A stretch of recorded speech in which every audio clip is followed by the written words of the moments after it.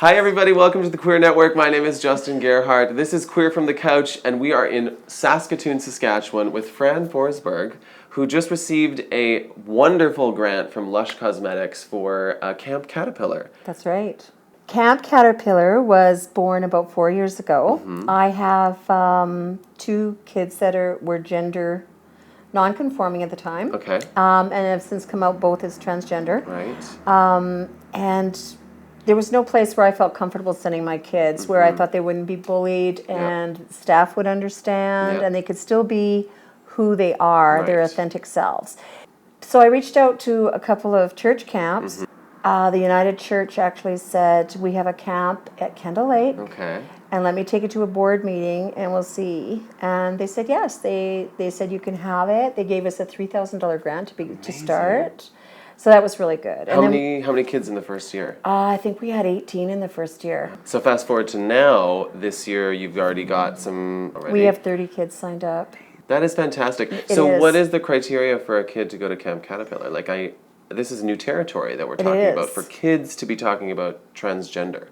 It is. Or non-conforming to a binary standard. That's right. You can come if you just gender non-conforming. For those who don't quite understand this, like gender non-conforming meaning?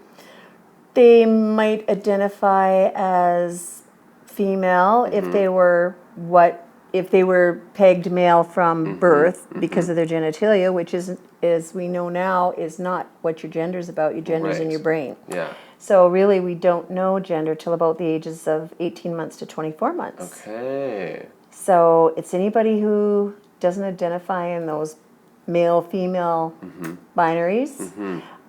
It can be your friends. It can be your siblings.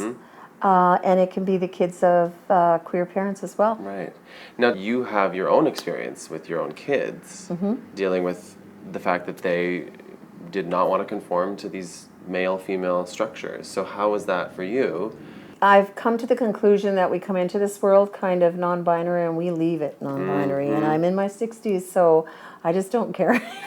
I think it's fabulous. I'm not sure anymore. My kids, Skylar was the first one that was kind of, I thought, two-spirit, maybe because they are Cree. Okay. And Skylar was dressing up and it said, I think I'm two-spirit. And then at the age of 13, we were coming back from Camp Caterpillar last year and said, Mom, I think I'm transgender and I want to transition. So we changed schools and did that, and it's all been very smooth. Nice. Ren has always, from the age of 2, said, I am a girl. I am a girl in my brain and my heart. We noticed some behaviors with Ren when she was about maybe a year and a half, some self-destructive, head banging, things like that. Okay. And then my oldest daughter said, Ren is always kind of gravitating to what society perceives as female clothes or female toys, which we don't have gender-specific things in our house anymore. As soon as we made those options available to Ren, those self-destructive behaviors stopped. Right. Yeah. Amazing. So, and we listened to her. I was very fortunate that I had some really good people in my life that helped me to understand and wrap my head around it. What was that like for you? That's a challenging transition for a lot of people, and an older generation of people that just can't even understand that this is happening to kids. That a kid at such a young age would know this already. So how did you transition? I don't think for myself it was difficult because I had started being a foster parent when I was 26 years old and single. I had a business and I started fostering teens. And I think it's because I've had like 150 kids through my home. And that I was so open to the diversity of other people's experience and their culture and whatever. So I think I was just open to so that openness is so crucial. And I think I don't know whether it helped because they weren't my birth children or not, because I know a lot of parents really struggle with accepting their kids because they feel some kind of guilt about it. Is it my parenting? Which it's not. No, you're born the way you are. Yeah. And thank God, because the diverse community is so vibrant and colorful. Yeah, it is essential. That's a good way. Yeah. You've gotten this grant from Lush Cosmetics, which is amazing, $10,000, and this is specifically for Camp Caterpillar, correct? then now you've also received another grant. Let's talk about that. So you've been given this money to bring people from rural communities, and you said you were focusing on northern communities, hopefully. Youth 14 to 18 years old. Okay. Bring them down here. Give them the experience of going to a youth conference where they have a great hotel, great food, good speakers. People who are going to teach them about advocacy. And teach them how to do press releases, how to talk to the press, how to advocate to government. Right. What else have we got? Two-Spirit elders to talk about their culture. This is a topic, I feel, Two-Spirit, that it often gets passed over quickly. I don't think people know enough about it and what it means to be two-spirited. What's your experience learning about this? First of all, people don't understand that it was accepted. It was a gift. It was considered a gift to be two-spirit from the Creator, where you're in touch with your male and female spirit. And two-spirit people were looked at as shamans. They were looked as child care people, just solely opposite of our society.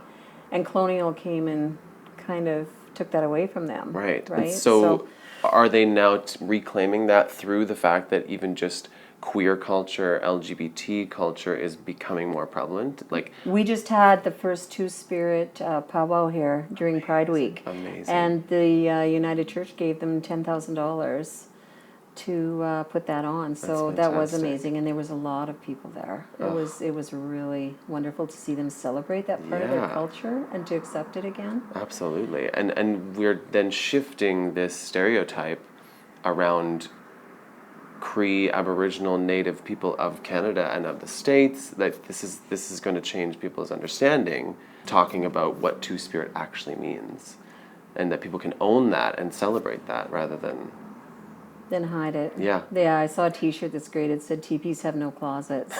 I loved it. That's amazing. And if you want understanding about First Nations people, I urge everybody to go see the movie Indian Horse or read the book. Okay. It will give you so much more understanding. Yes. All you that are watching at home, please take Fran's advice. Go see Indian Horse. And go watch Indian Horse, because this is how we can move forward, by educating each other. That's right. And it is through movies and through plays and through art that often is the best teacher. So thank you.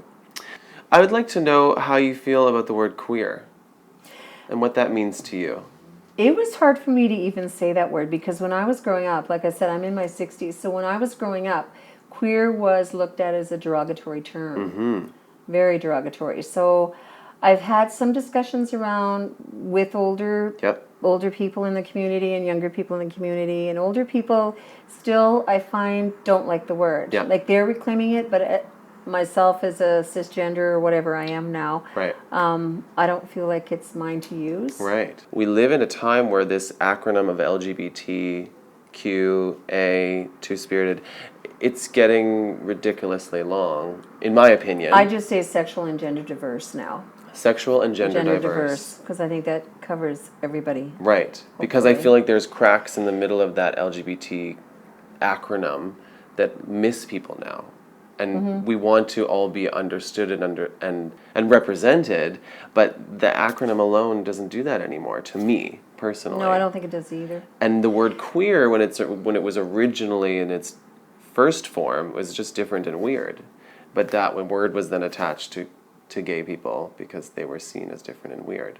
And people need to understand too that just because somebody identifies as transgender doesn't mean that they want to change their physical body. Oh. Because Skylar did not want to at first.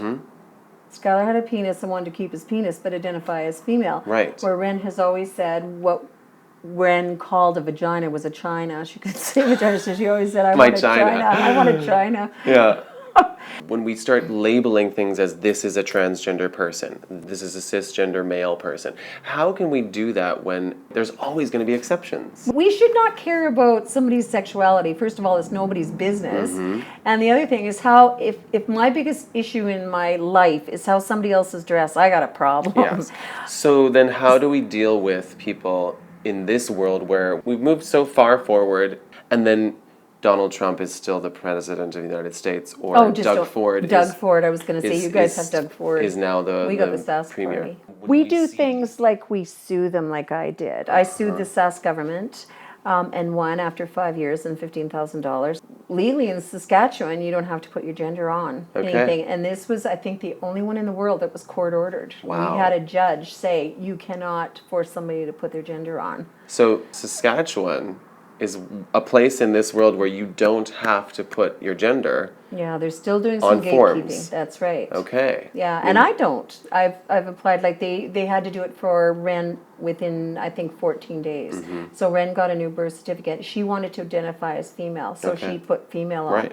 And there was some people, we had a little bit of backlash from trans community because they said, no, I've worked really hard to be recognized as female or male. Right. And what we were saying to them is, you can still put that on if you want, but it's a choice. You don't have to put anything at all. There and you I go. wanted my kids to have a choice, and everybody's kid to have a choice, because there's such a high percentage of self-harm, especially with trans kids and kids in the sexual and gender diverse community. So we need to honor each other's experiences and stories. Yours is different, obvious, than mine, because I'm not a gay male. Right. But you don't have any transgender children. Right. Our goal is the same, so let's work together. Right. All these minorities, equality is what we're looking for. Equality is what we demand. After all of this, and there will be so much more learning as you keep developing this camp, and as people keep giving you more and more money to do all this beautiful work, what are some of the things that you take away now and want to pass on to people who are maybe not where you are yet, but are starting to deal with either a transgender child or that conversation of diversity within gender? Seek out information, and there's so many organizations in Canada, Tough being one of them, which is Trans Umbrella Foundation, because we don't just deal or talk or educate about transgender kids, we talk about the whole spectrum. Right. So, and we're here to help other parents. Be open and listen to your children. That's the main thing. Listen to your kids. Because I can't, there's one thing I can't wrap my head around, is how a parent would rather have a dead child than a gay child. Right. I really don't get that. No. And to me, they say, what's wrong with that child? It's what's wrong with you as a parent. Listen to your kids, be accepting and be open, and educate yourself. Right. And for my children, like my daughters, I say, you're First Nations and you're female, people are going to make assumptions about you that aren't true. So that education is important, so that they understand what context they are arriving into. But also understand that they come from a very strong people, and this government has tried to eradicate them for hundreds of years, and they are still standing strong. And that they can stand strong. Yeah. They are a part of changing this stereotype. They are. And shifting the needle back. You are so amazing. Not to the South government. They so like me. Thrilled that I got to meet you. Thank you for joining me on the Queer Network. Oh, it was Queer from the couch. We have some chairs that are acting as our couches today. We'll put some links in the description of stories and articles about Fran and the work she's doing. And if you have any questions, please comment below. Subscribe to the channel if you've never been here before. Like this video. Share it with anybody you know who needs to see this and needs to hear this information. Thanks for watching, everybody. We'll see you next week. Bye. Queer is here. Queer is here. You're so easy to look at. Oh my God. I wish you were old and straight. If only. Look how red he's turning. Oh, That's it's fun. good. It's good. I like that.